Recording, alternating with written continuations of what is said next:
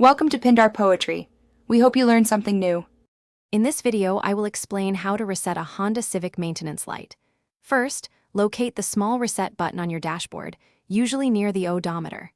Next, turn your ignition key to the on position without starting the engine. Now, press and hold that reset button. Keep it pressed for about 10 seconds until the maintenance light begins to flash or turns off completely. This initial step is crucial for preparing the system for the reset. Once the maintenance light starts flashing or goes out, you can release the reset button. Then, turn your ignition key completely to the off position. It's important to give the system a moment to register the change, so wait a few seconds before proceeding. This allows the car's computer to properly save the new setting. This step ensures the reset is fully acknowledged by the vehicle's system. Now, go ahead and start your Honda Civic's engine as you normally would.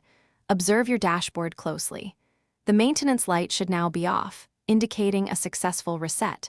If, for any reason, the light remains illuminated, don't worry. Simply repeat the entire process from the beginning.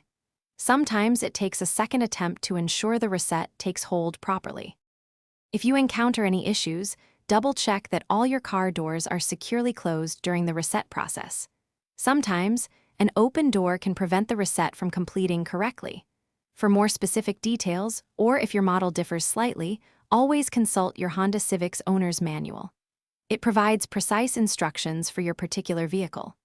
Also, for an amazing home upgrade, check out the Shark AI Ultra Robot Vacuum. You can find a link to it and other great deals in the description below.